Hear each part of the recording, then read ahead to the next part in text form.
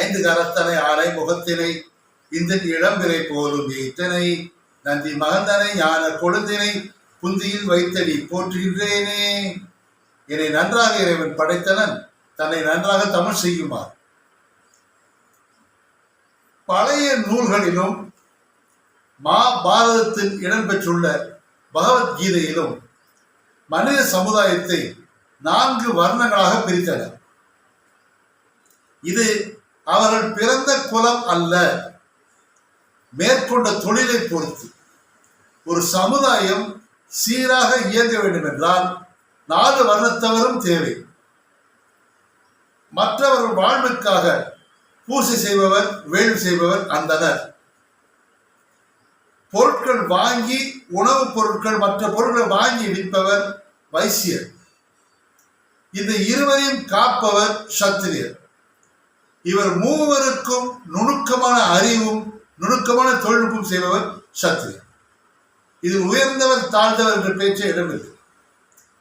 இந்த வர்ண பிரிவை சாதியாக புரிந்து கொண்டு தவறாக சித்தரிக்கின்றனர் பல அறிஞர்கள் உட்பட.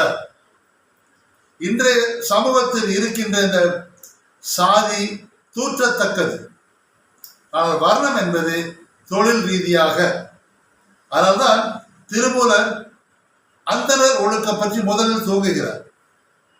இந்த சமூகம் சிறப்பாக இயங்க வேண்டும் என்றால் வேள்விகள் செய்யப்பட வேண்டும், கோவில்களில் விளக்கேற்றப்பட வேண்டும், கோவில்களில் முக்கால பூசை நடைபெற வேண்டும், வேத பாடசாலை நடக்க வேண்டும்.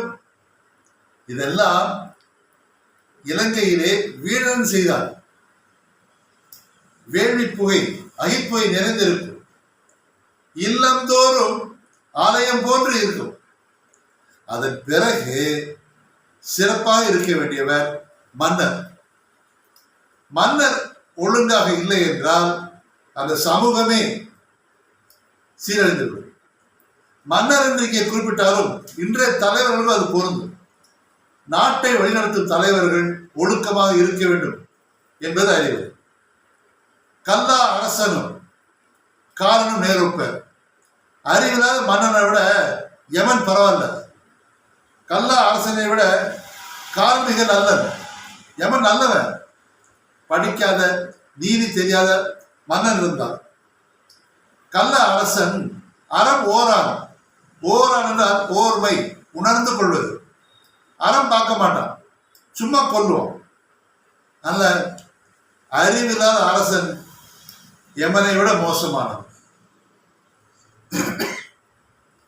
வேட நெறி நில்லார் வேடம் பூண்டு என் பயன். வேட நெறி போர் வேட மெய் வேடமே. வேட நெறி நில்லார் தம்மை விரல் வேந்தன். வேட நெறி செய்தார் வேடமே. வேஷத்திற்காக வேடத்திற்காக ருத்ராஜமோ பூடலோ காவியோ தேவையில்லை. வேத நெறி நிற்பவன் தான் வேதியன். வேதங்களில் கூறப்பட்டுள்ள அறநெறியை காப்பவன் தான் அரசர். அரசாட்சி முறை எப்படி என்று கூட யதுர்வேதத்தில் குறிப்பிடப்பட்டுள்ளது. கீதையில நம்ம சொல்லப்பட்டிருக்கிறது. மன்னன் தன் கடமையை செய்ய வேண்டும். அர்ஜுனனிடம் அவன் கூறுவது, நீ சத்தியனாக பிறந்திருக்கிறாய், போர் செய்வதுதான் உன் தர்மம். போரை துறந்து விட்டு துறவியாக போவது அல்ல. எந்த தொழிலை மேற்கொண்டோமோ அந்த தொழிலை செய்ய வேண்டும். அதற்குரிய வேடம் மட்டும் போடுவது முறை அல்ல. நான் வேதம் படித்திருந்தால் பிறருக்கு அந்த வேதத்தை சொல்ல வேண்டும். வெறும் ஆடை உடுத்தி திருநீர் பூசிக்குதான் அது சமூகத்துக்கு பயன் தர. வேடம் வெறி நில்லார் வேடம் போட்டு என் பயன் என்கிறார் திருமூலர். மன்னன் அனைவரையும் காக்க வேண்டும். அங்கே மன்னன் என்று சொல்லுகிறோம், குலத்திலே சத்திரியர்.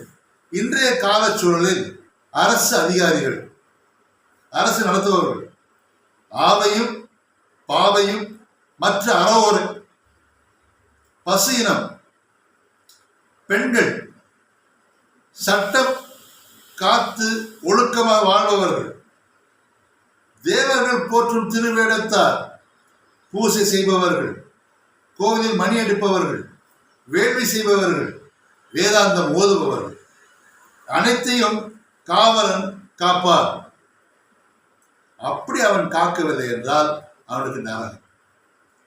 ஒரு சமூகம் சீராக இயங்க சத்தியனாக அரசு, இன்றைய காலகட்டத்தில் அரசு பதவியில் இருப்பவர்கள், அதிகாரிகள், மற்ற அனைவரையும் காக்க வேண்டும். இதுதான் அரச நீதி. நன்றி, வணக்கம்.